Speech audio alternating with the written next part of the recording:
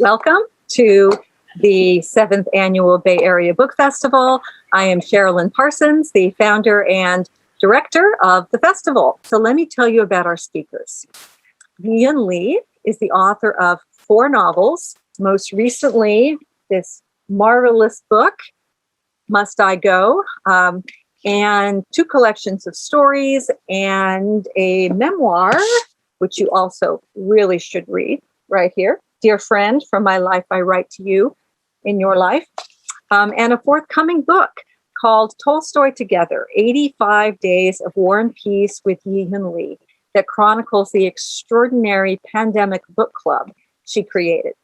She's received many major awards and fellowships, including the MacArthur Genius Award, the Wyndham Campbell Prize, the Penn Hemingway, the Whiting Award, and more. And she teaches at Princeton. Orville Schell is the director of the Center on U.S.-China Relations at the Asia Society. He's written 17 nonfiction books, most of them about China. We'll talk today about his debut novel, My Old Home, a novel of exile. And this is just a stunner. Must read it. You'll hear about why. He's contributed to dozens of major publications, including The New Yorker, where he was a staff writer early in his career. He's won an Emmy for his 60 Minutes documentary made in China on Tiananmen Square. And he's been the dean of the UC Berkeley Graduate School of Journalism. He divides his time between Berkeley and New York, where he grew up. And in fact, he grew up with our moderator today, Adam Hochschild. Also now living in Berkeley, is the best-selling and award-winning journalist, historian, and author of 10 books, most recently, Rebel Cinderella, From Rags to Riches to Radical, The Epic Journey of Rose Pastor Stokes.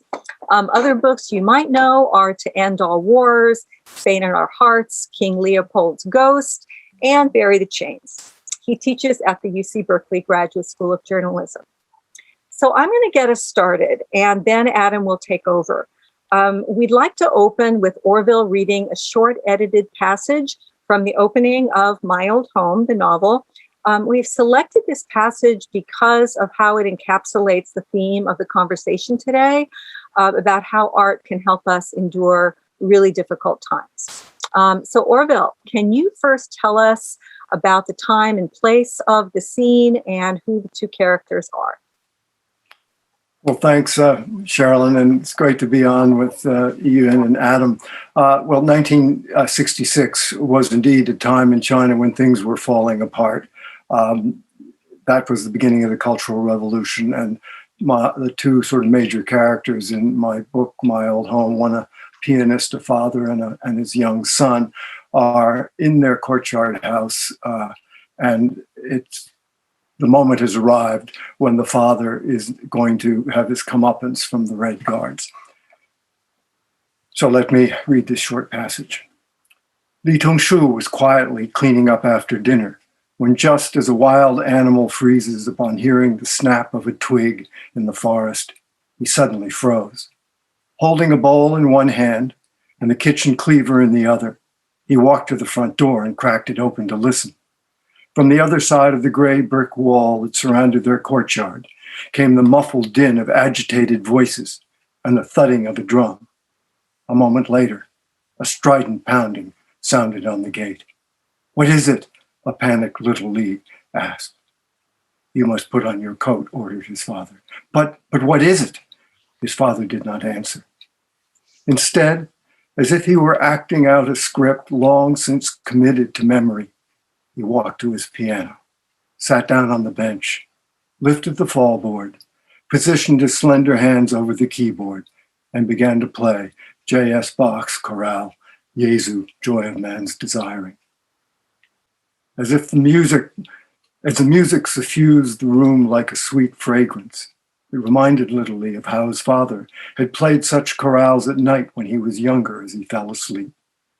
He'd always waited with anticipation for the moment when the descant line finally entered before allowing himself to float off to sleep on the wings of the chorale's lullaby-like purity. But whereas Li Tongshu, his father, usually played chorales with extraordinary gentleness, Now his eyes were closed and his face was upturned, as if he were straining to hear some faraway call.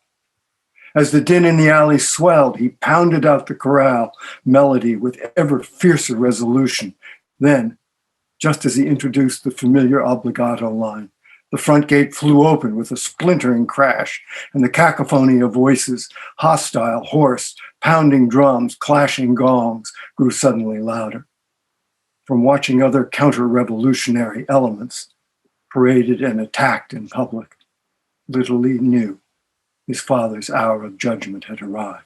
"Father, stop," he pleaded, as a burly Red Guard, whom he recognized as a woodwind student from the conservatory, rushed into their room. "Tell him you support Chairman Mao and that there's been a mistake." Another Red Guard pushed over their rickety wooden table, ripped off one of its legs, and lunged towards the piano. "No," little Li cried out, trying to block his advance. "No, my father is only a musician." So thank you, Orville, for that riveting passage. This is indeed a remarkable novel, which will stick with you if you've not read it for a long, long time to come. And I want you to tell us a bit about it for those listeners who haven't read it. You've got a father who's playing the piano, Li Tongshu, in this scene, a son, little Li. You have, in a way, the spirits, although not the actual characters, of Chairman Mao and Johann Sebastian Bach, who are at least major presences in the novel, if not characters. So tell us about how these two characters and these four presences, or these two presences, all fit together in this remarkable book that you've written. Well, having toiled in the vineyards of trying to understand China myself and represent it as a writer to others, I've long felt there were so many elusive areas, and I'm sure Yiyun, you'd share this sentiment, that what is it that makes this such a difficult place to both understand and to figure out? And I thought that finally, the missing element was something that's very difficult to get at in nonfiction and in policy. And that is, it centers around culture, religion, psychology, all of these kind of mushy topics that really can only be grappled with in fiction. And so I thought, why not set myself the task of having a Bach-loving Chinese musician confront the Chinese Communist Revolution and Chairman Mao? I could think of no two things that were more antithetical than those. And thus, that's my hero and his son live on one side of that ledger, and the revolution is on the other side of that ledger. And it was a bitter divide. Tell us a little bit more about that antithesis and why you feel these two things are absolutely opposed to each other.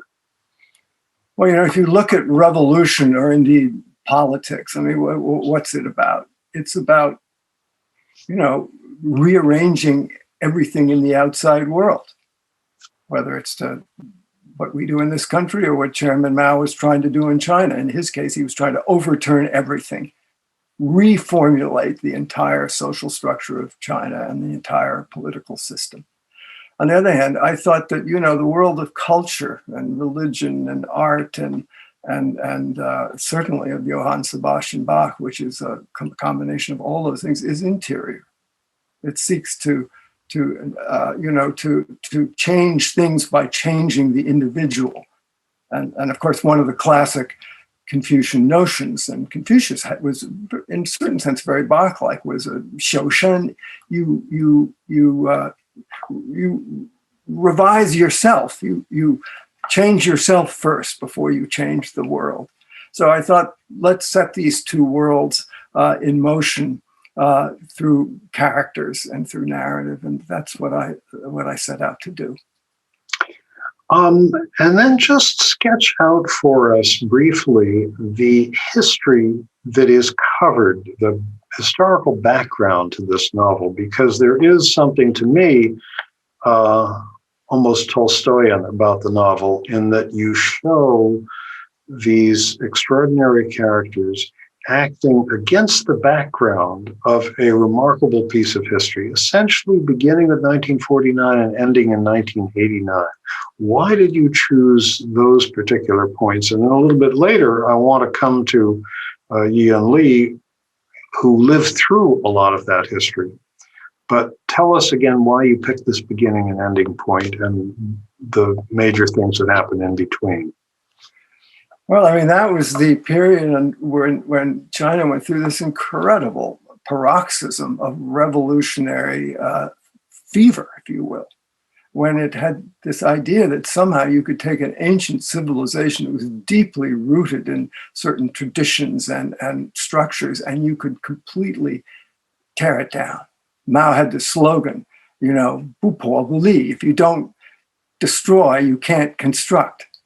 And so that was what he set out to do.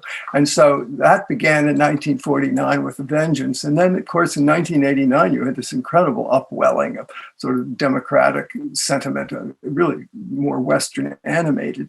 And so that was sort of the antidote or the reaction to the revolution. So I thought that was I couldn't cover all of history. It was ambitious enough.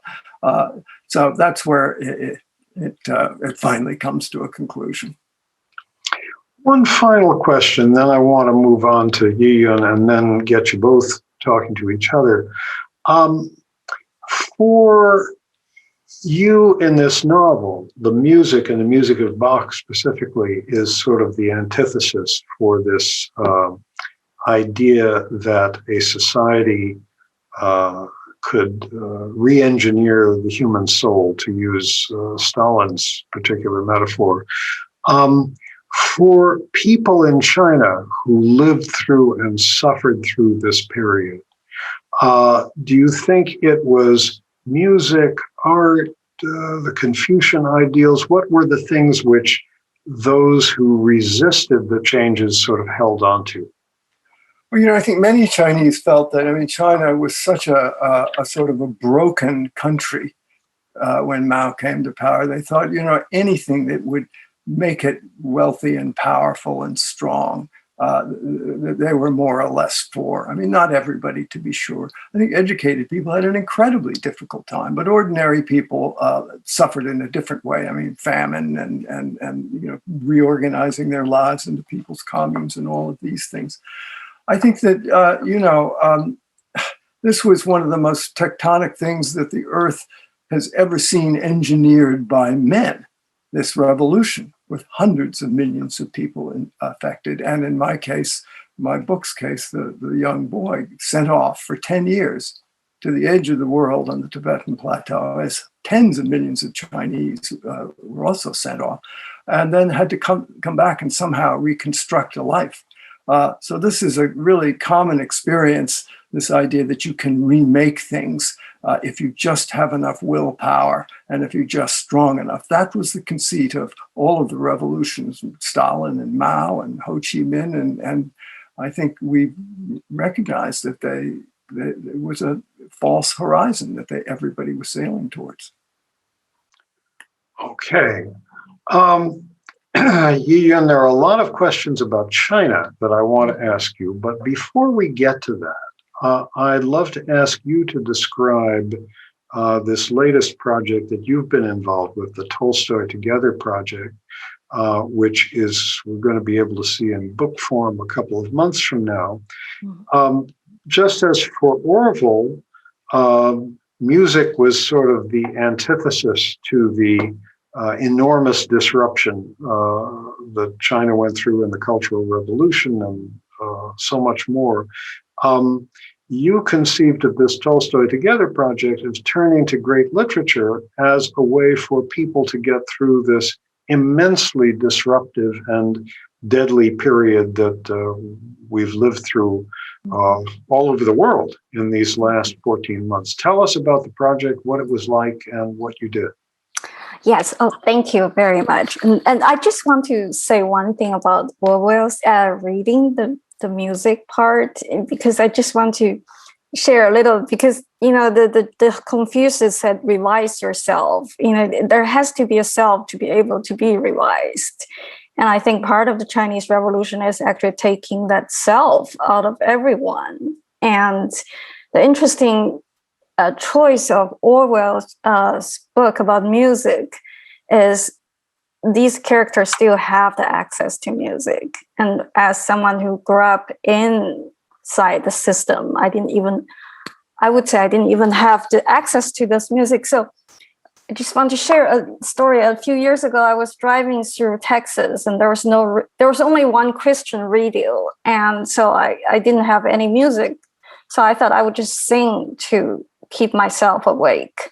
And it turned out all the songs I could remember was from the Chinese revolutionary propaganda songs, and that to me was interesting. As your experience actually not only rebuild your memory for you. So the whole Chinese upbringing actually gave me that memory that you cannot actually wipe out the memory. So back to Tolstoy. And I think for the exact reason that when we live through a difficult time, sometimes we could do things. There are options for us to build memories for ourselves. And literature, I think I truly believe in literature. So one thing is I really love Tolstoy. I read War and Peace every year. So at the beginning of the pandemic last March, I thought, I was going to read War and Peace in any case. Why don't I just invite a few friends to read with me and just to have a daily routine of reading a certain number of pages, War and Peace. And I collaborated with a Public Space, the magazine, a literary magazine, and I thought there would be 10 people who would read with me, and turned out 3,000 people from around the globe. Other than Antarctica, I think we got all the continents covered, and readers would read the same number of pages, 10 to 15 pages every day, and I would share a few of my comments and observations about the reading, and people around the world just chime in on social media. And it was a very nice thing to see. I think, especially as you said, Adam, it's such a disruptive experience, the pandemic, and people really appreciate having a daily routine. People would take a picture of their War and Peace with their morning coffee or cocktail. An older couple in Oakland said they read before bedtime. The husband would read aloud to the wife. And then there were grown-up children with their, senior parents who were isolated. They would read together. So it was an experience. It was surprisingly touching and just community building, experience for everyone. And then read us a few of your comments that you made during this. These were sort of online chats back and forth with other people in the project. Read us some of those, your comments and their comments. Yes, I will just read day one. For those of you who are familiar with War and Peace, chapter 1 opens with a woman coughing and saying, "Oh, I have this cough. I have this sickness, so I cannot host a big party," which was exactly, at the pandemic, everybody was isolated. But it started with the party. So I'm just going to read one observation I had with day one. So I'm going to start with a Tolstoy's quote. "As the owner of a spinning mill, having put his workers in their places, strolls about the establishment, watching out for an idle spindle or the odd one squealing much too loudly, and hastens to go and slow it down or start it up at the proper speed. So Anna Pavlovna strolled around her drawing room." So this is a society hosting a party at the beginning. And the comment I made on that day, because it's day one and it's about how to start a novel. So one of the comments I made is, how to begin a novel with hundreds of characters is like how to manage 100 party guests who are not quite compatible. A good hostess must make sure all guests are equally engaged with frivolities. The skills of successful soiree hostess. I once told a friend I learned how to host a party from the opening of War and Peace. So when I make that comment, readers around the world started to chime in, and I'm just going to read a couple comments. So many of the opening scenes, this is from a Twitter tweet. So many of the opening scenes of War and Peace take place in drawing rooms, where manners and propriety and gossip rule, and war seems very far away. One senses from the beginning the way the social order will be destabilized. This is a comment from writer Elliot Holt. If I was to predict how the novel would open, I, a fool who had never so much as cracked the spine, would have said panoramic sweep, not gossip at such beautiful close range. That's from poet Dane Chasen. So, so people would read the same page and they would comment the same theme. And sometimes there are mini dialogues. I'm just going to read one mini dialogue from the beginning of that day. Because War and Peace is written with French dialogues, inserted. So this is a very tiny mini discussion about translation. Smart choice by the translators Pavia and Volansky to leave the French untranslated in the text. The close scrutiny required to listen, either by translating yourself or using the notes, puts the readers right in that room. This is poet Dan Chasen saying about the French the French left in the text. Disagree. This is the poet Carl Phillips. Disagree. I'm glad I can move through without interruption because the French has been translated for me within the text. So he's reading another translation. The French is already translated. And now here comes the poet Joy Graham. Navigating between the two languages is going to end up being like watching the two armies move in and out of each other in the fog, through hills and valleys, pursuing each other, extending each other, interrupting each other. The book, in so many ways, is also about these two languages and their histories. So, this is only on day one. There are comments about parties and the disruptions and the war and translations and many topics. And so these conversations played out throughout 85 days of reading. And I myself, I have read the novel a dozen times, but I learned so much just listening to other readers talk about the book.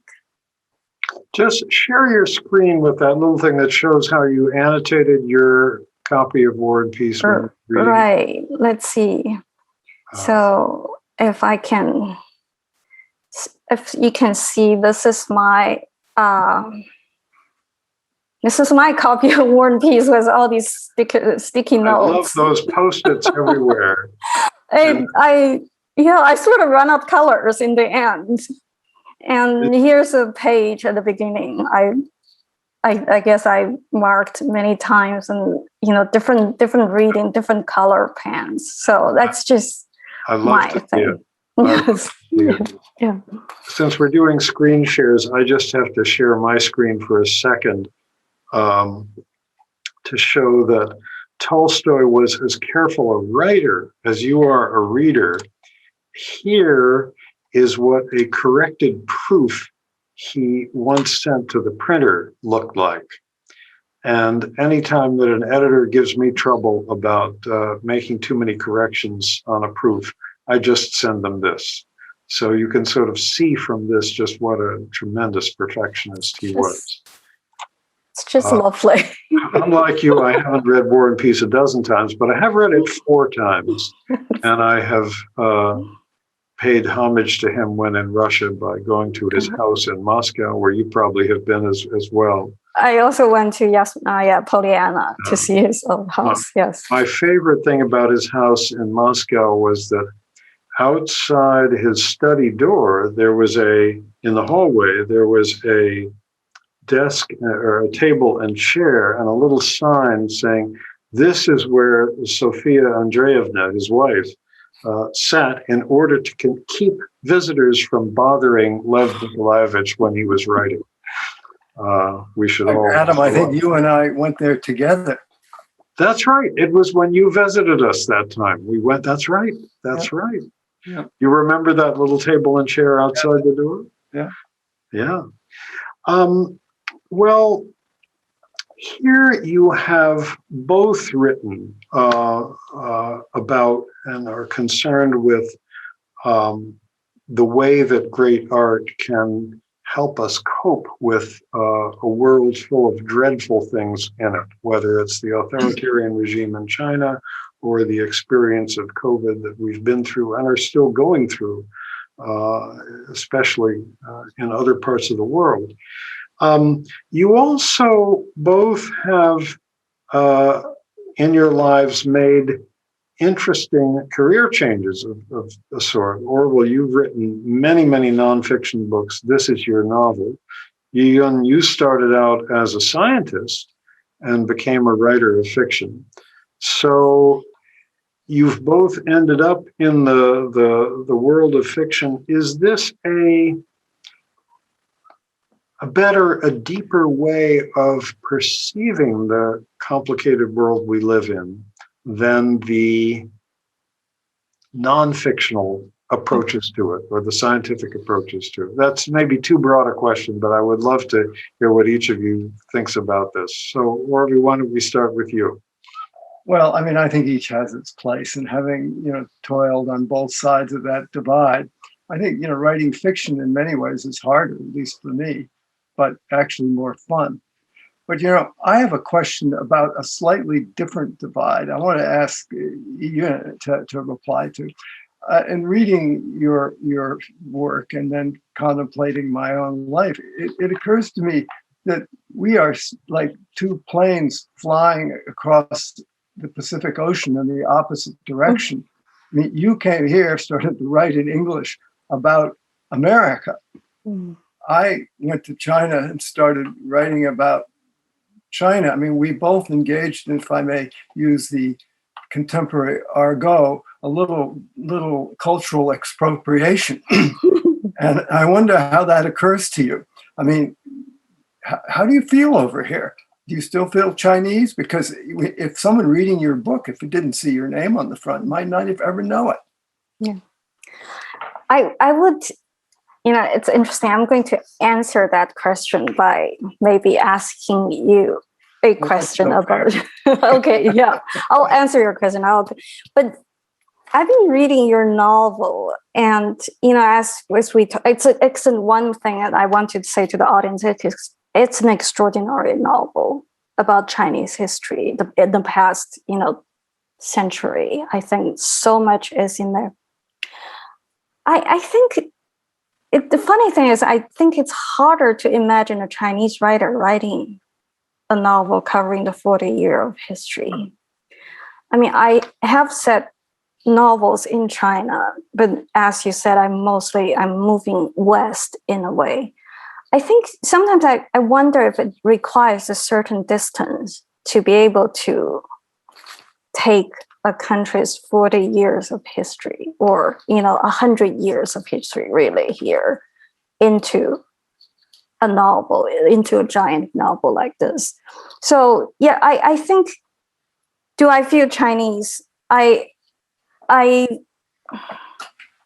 would say I have half my life, I lived in China until I was in my 20s. So my early memory when I was 20, the memory was about China. But then I have lived in America for 24 years now. So a majority part of my adult memory, or, the experience actually comes from living in America. So I feel I cannot say I feel Chinese or American. I think I'm just in between. I don't know. You may be more Chinese than I am at this moment. Well, no, but I am fascinated with this idea. The great Chinese writer Lu Xun had this idea of, in Chinese, 中间物, something stuck in the middle.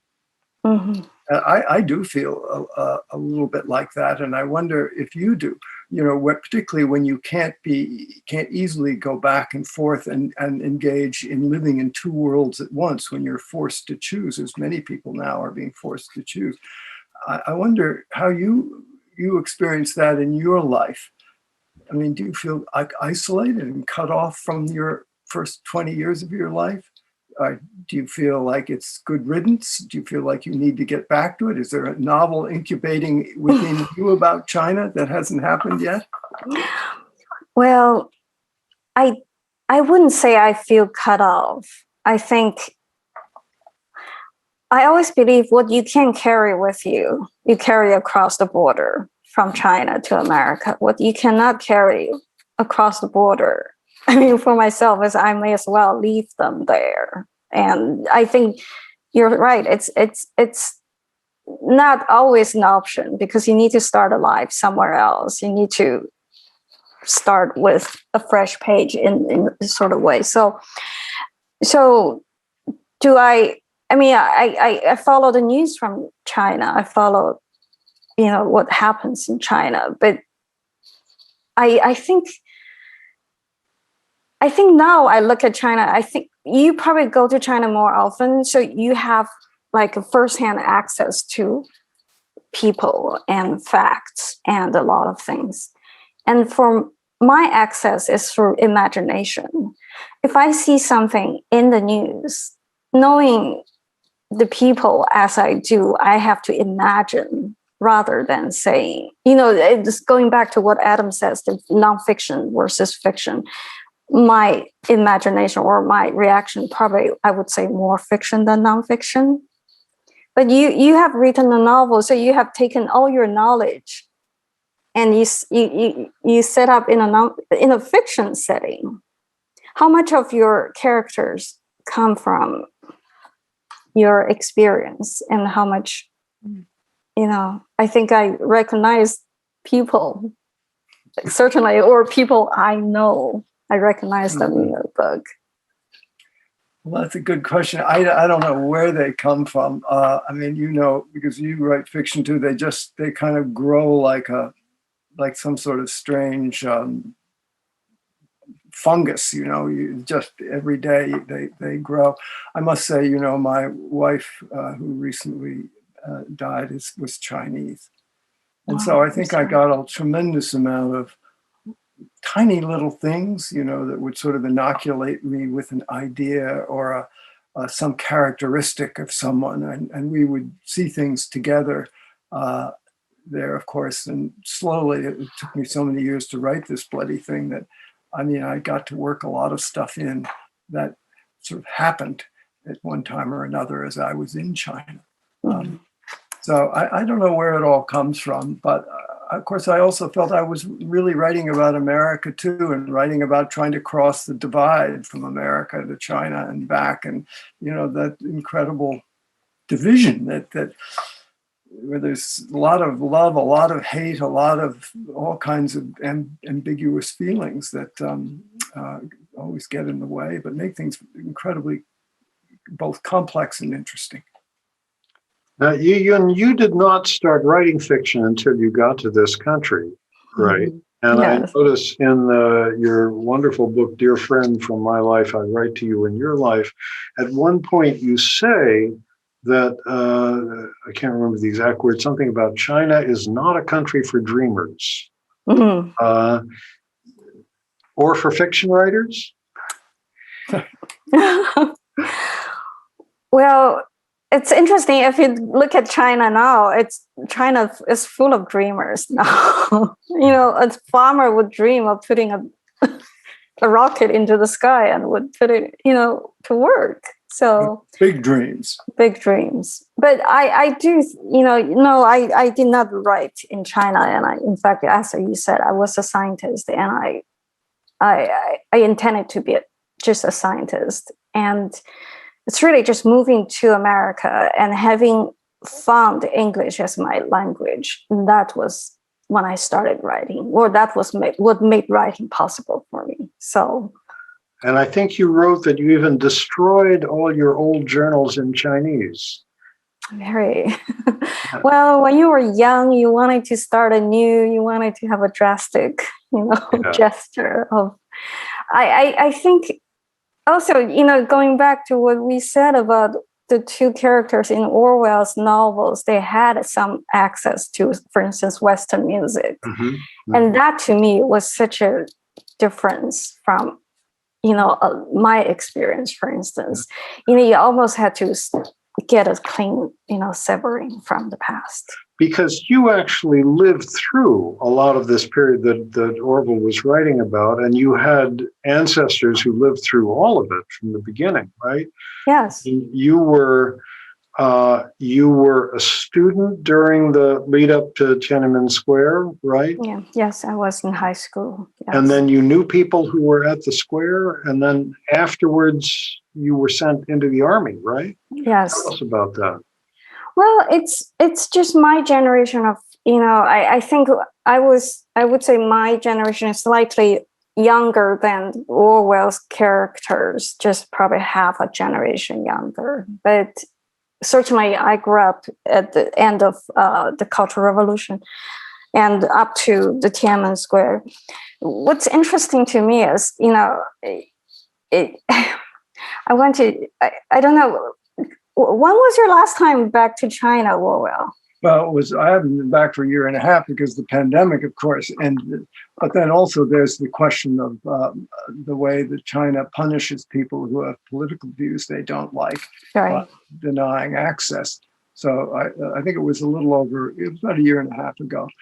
But, I had and I don't know if you feel this or if your friends run into this, at some point you have to sort of decide you're either going to speak honestly or you're going to try to keep the two sides together by not offending anybody, which of course isn't a very good place for a writer to be in. Right. It's interesting because the last time I was in China was right before the pandemic started. I was in Beijing. I was at a dinner with a childhood friend who was an activist during the Tiananmen Square protest. She actually was one of the 20 college student leaders who were, she was expelled from university. What's interesting to me is 20 years later, meeting her, she talks like a Chinese propaganda. Oh, she was very pro-China when I was talking with her. She was very much against America. You just realize the 20 years of her experience starting as a pro-democratic activist, and now she talked very patriotically, about our mother country, you America. So it's again, as Orwell said, either you just have to push back against that kind of patriotic talk, or you just say, we used to be childhood friends, and that's it. So it's quite fascinating just to see the change. What's your imagining of what caused this change in her? Was it fear, or did it start out as fear and then turn into genuine belief? What's that progression? That's such a good question. I don't know her well, but for instance, her husband has come to America many times, and her daughter was sent to boarding school in New Zealand and America, went through the American high school and college and grad school. So I asked her, I said, have you visited America? And she said, no, I'm not interested in America. I said, how about other part of the world, Europe or South America? Why do I have to look at other parts of the world? I have China, and that's enough. That to me is interesting, as actually it's not fear. It's more about all of a sudden, I don't know, there's ego about China and China's ego. Sort of, I feel like there's a China's ego and her ego. The two egos have found each other. And so I don't think it's fear, it's change. I think people can change. And also I think she, as many Chinese people I've met, are extremely proud of what China has done in the past 20 years. I wouldn't underestimate that at all. I mean, I wrote a book called Wealth and Power, and as you know, Yiyun, I mean, that is this idea of fuqiang is something that's started thousands of years ago, and I think it's something extremely important for China over the last century, when it was struggling so and being invaded and occupied by Japan, and one tragedy and disaster after another, to regain its sense of self-dignity and respect and strength and ability to defend itself. So I think there's a lot of that going on, and that feeds right into nationalism. So I think we're in a very intense period where China's success, even though it's very autocratic, does gratify people. Yeah. I'm just curious, is your novel translated into Chinese? Not this yet. Book? Not yet. Are there interests? Well, I wouldn't hold your breath that it will be published in China, but maybe in Taiwan. Okay. But I don't think there's any possibility whatsoever Right. that it could come out in China. Going back to your friend, Yiyun, I'm wondering what the conversations are like between her and her daughter, who's been educated, you said, in the United States through school, college, and graduate school. Yes. What do you suppose those conversations are like? It's interesting. Her daughter was at the lunch too. And so she was coming back from America to visit. And so I think this friend, for one thing, she just could not imagine, American welfare system. She said, how can people be so poor in America? It's impossible. Which, I think for her, as her generation has, I think in China, when they stay in China, they have made a fair amount of money through different things. And I said, well, your daughter is in LA, and I'm sure there are plenty of people who are poor in LA too. But I don't think she is interested in that. Mm-hmm. So, which is, again, interesting to me. I feel a little disappointed is, you want to see the world. You want to know what the world is like before you make a judgment, but not wanting to see, not wanting to open your eyes. That to me is dangerous. So I don't know, you asked such a good question. I don't know what she and her daughter would talk about. Mm-hmm. Orville, have you had responses to your book yet from people in China who've read it? Well, from some Chinese, obviously it's not easy to read this book from China, nor is it would be easy to communicate about it. But I think that there is a kind of a real fault line here too, that people like Yiyun who know both sides and who have lived here and recognize the difficulties of living in an increasingly sort of authoritarian country, obviously would find this maybe interesting and maybe at least somewhat gratifying. I think for people whose yardstick, like Yiyun's friend, are that whether China looks good or looks bad, because actually they want to be proud of their country, most people do, then such a book as this would not be gratifying. Mm-hmm. And because it renders things in a state of ambiguity. And if there's one thing that the Chinese Communist Party and Chairman Mao have never done well, that's ambiguity. They do totalism, extremism. They're always right, never wrong, even though they may change their mind and have this idea in China of the correct line. Except the correct line today may be the incorrect line tomorrow, but never mind, it's always correct. So there's that idea, I think, that the party cannot afford to be wrong, and China never wants to appear collectively as wrong or humiliated or failing in some way. It's a very powerful instinct in any country, but I think particularly powerful in China. I think this brings us back to the antithesis between great power and great art. if there was no ambiguity, writers would be out of business. So let's celebrate ambiguity.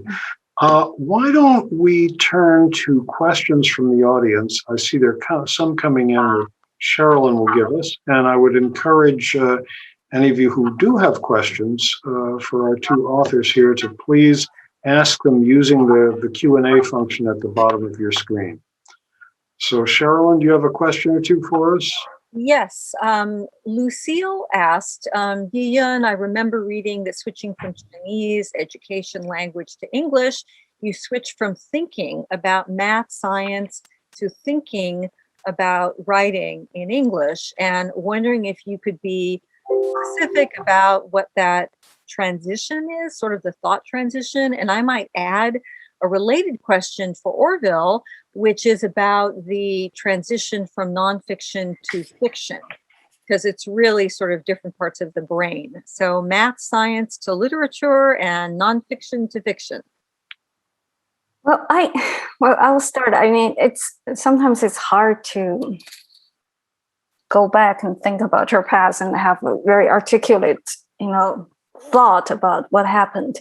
But I think from math to math, science to literature, or from Chinese to English, it's more about realizing there are other opportunities or there are other options in life. And I grew up in China, being brought up as a young scientist and mathematics genius. So it was just one road for me. And I didn't realize there was the option of thinking about, emotions. And I think human relationships and history and all these things really came to me in English. And that's the transition really is just, I would say, just finding a language that could articulate what I have been thinking and what I've been feeling, but that language is not available to me in Chinese. So,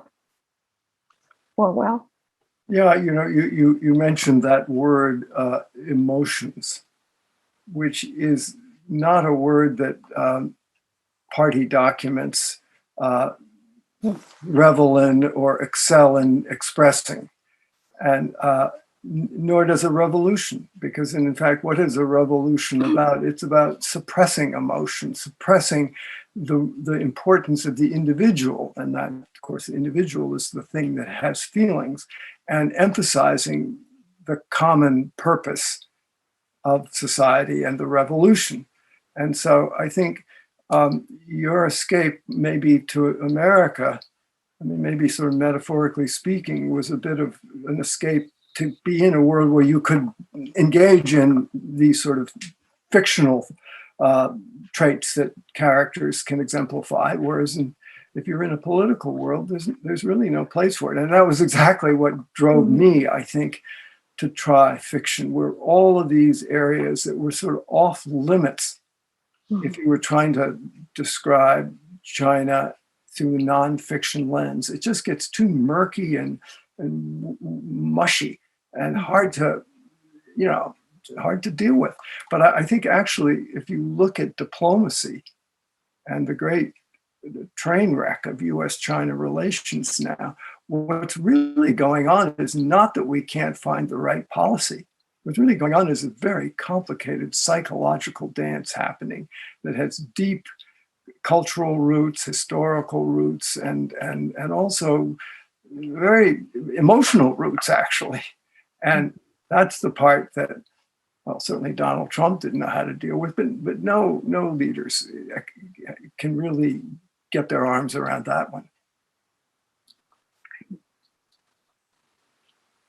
Great. Anything, Orville, about the transition from nonfiction to fiction?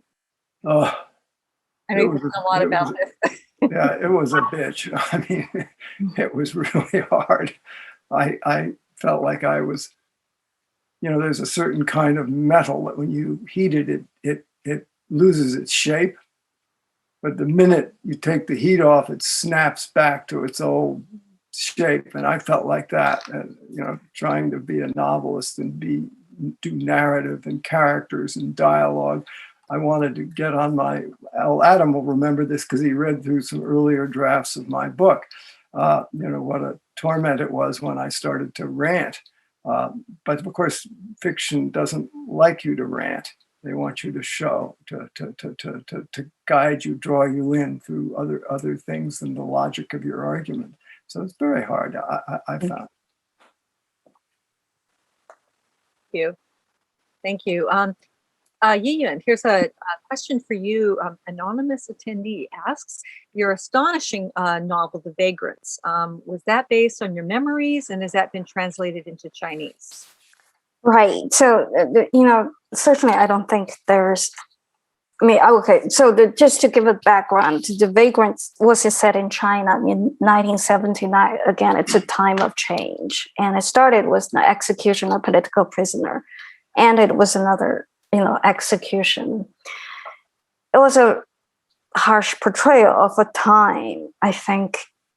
And I would witness those executions yourself, did you not? As a I did.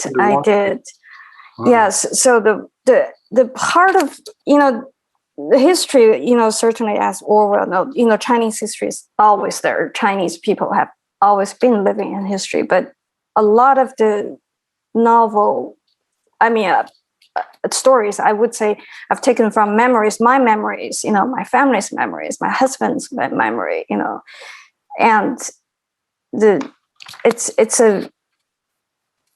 for instance, there's a dog in the book who was taken for stolen and eaten, and that was my husband's childhood memory. His dog was stolen and cooked and eaten by people. So that kind of stories, you live in China for this long time, you would have these stories. I don't think the novel is going to be translated to Chinese.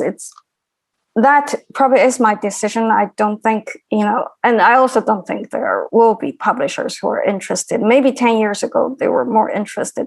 Now, I think the environment of China is becoming even harsher to anything that has any criticism of the country. So I don't imagine that would be translated.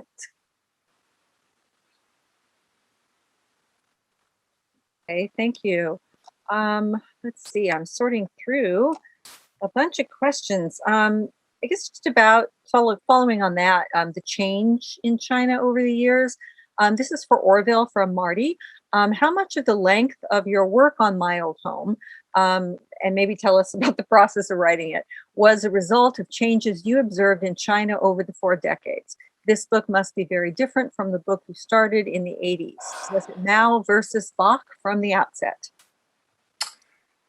Yes, it certainly is, because China does keep changing. And I think, the reason why it's so hard to sort of assign a certain kind of a character to it and to say that you really understand it is because it is a contradiction. Something that actually Mao Zedong was intrigued with was the idea of contradictions. And it's a country that's deeply unresolved because it hasn't yet quite figured out what elements from the past and what elements of the future, what sort of Leninist elements, democratic elements, Eastern, Western, you name it. It hasn't got its synthesis down yet. And so it keeps experimenting. It keeps trying on different suits of clothes. And that's what Xi Jinping is doing now. But one thing I think we really see, you wrote a novel about 1979, Yiyun, and lived through the 80s. We thought that the revolution was sort of vanished at that point when Deng Xiaoping came along. And, oh, great, reform, it's all in the past. Let's not talk about it.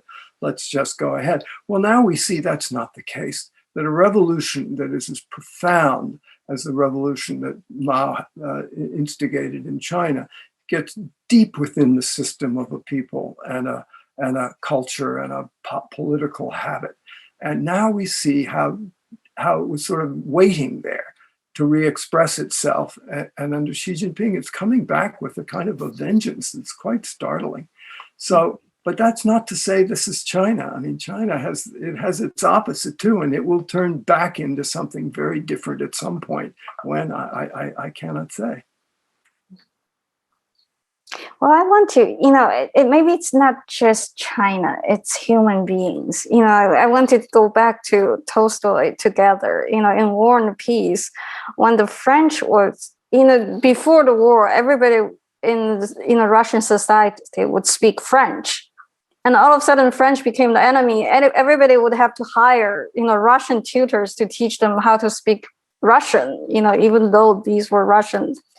And yet, all of a sudden, French was our friend again. Then French came back, it became the language. I think there was revolution or war, these big historical movement, and people just sort of change to, I don't know, to find a way to go with the current of the history.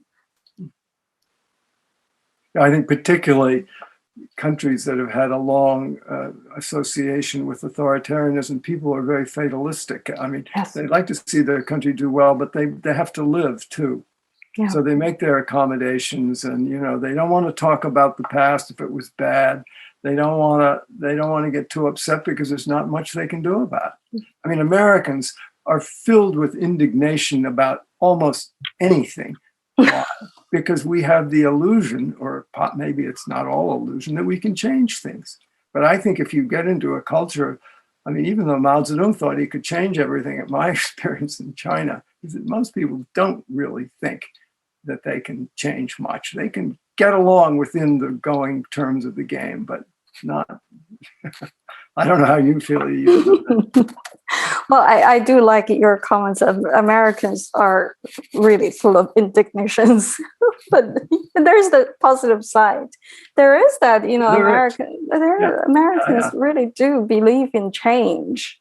Mm-hmm. And I don't think it's that change, that concept is even that deeply embedded in Chinese culture. But isn't it a paradox that was the country that gave birth to Mao Zedong, who thought he could change everything? Yeah. Well. Yeah. So one more question, Adam, from the audience. I know we're Yes. closing into time. Okay. So I think this is for both of you. A person named Blue wrote in, I read The Dream of the Red Chamber for the first time during the pandemic, which is something I would never have had the time to do otherwise. Do you feel that the pandemic has created a new cultural space for longer classic texts? And I might just broaden this out to sort of the broader experience of reading lengthy, thorough, full, rich literature, which of course is Orville's novel and of course is Tolstoy. So can you comment on, I guess start with Yiyun, about how Tolstoy? Yes. Yeah. Yes, I certainly, I think, I'm glad you read the Dream of Red Chamber, which is one of my most favorite novels, in any language, in Chinese, of course. Yes, Tolstoy, surprisingly, the readers are all enjoying this reading. I think the pandemic, I think maybe Orwell or Adam said something about ambiguity and uncertainty, not knowing what's going to happen the next day.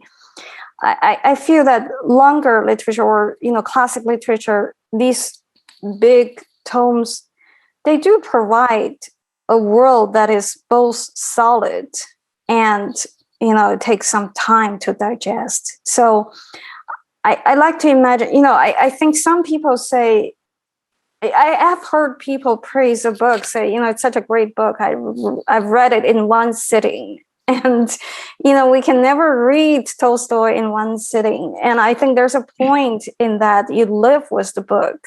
You breathe in the book. You live with the characters for months. And I do think the pandemic has given people opportunity for that kind of, slow reading. And I mean, we're not going anywhere. Tomorrow we're still home. So that's a good thing too. I think you're right, and at least I hope you're right, because my book is 601 pages long. But I do think just as people now are having more dinners with their family, they're not racing around in planes, they're gardening a little more. In other words, our lives have returned more to the pace of the 1950s than a year ago. And I think that has afforded us our ability to take on bigger books, series of television shows. And I don't know, it's going to be very interesting to see how much of this continues to remain with us when and if we ever are given permission to get back to our rat race lives of yore. Yeah. Well, my hope is people have learned something, being patient. We have been patient for the past 15 months. I have one final question for both of you before we have to stop. And it comes out of something that you've written, Yiyun, where you described how, as you were growing up in China, you learned one set of facts, one supposed reality from what you were taught in school. And then you learned at home from your grandfather, who hated Mao, and who remembered a much earlier China, a different set of reality, a different reality. And it seems to me that that kind of dichotomy applies in many societies and many times and places, and that all of us growing up, even in the United States without going through revolutions and so forth, have sometimes felt that the world we learned about in school doesn't coincide with the real world as it exists. It seems to me it's in the space in between those two things that good writers operate, or making sense of that dichotomy. Do either of you have a comment on that? Well. No, you first. Oh, well, certainly, I think, as you said, Adam, having this grandfather who every single teaching was against Mao and the communism, I think it's good to have, it's good to be suspicious. I think I probably would say I've grown up being suspicious of a lot of things, never really believing what people have told you. Just always have to think through things myself. And I think that's the same thing as, living in America. You read the news, you hear people, but still, I really have to process everything. And I think that takes time. I think I'm a slow thinker for that reason. I have to think for a long time before I come to even just a tiny conclusion about anything, and I would probably prefer not to come to any conclusion. And that position, I think it's good for a fiction writer, because fiction is really, for me, it's just life is full of possibilities, not possibilities in a cliche way. It's really, people are endlessly interesting and mysterious and ineffable.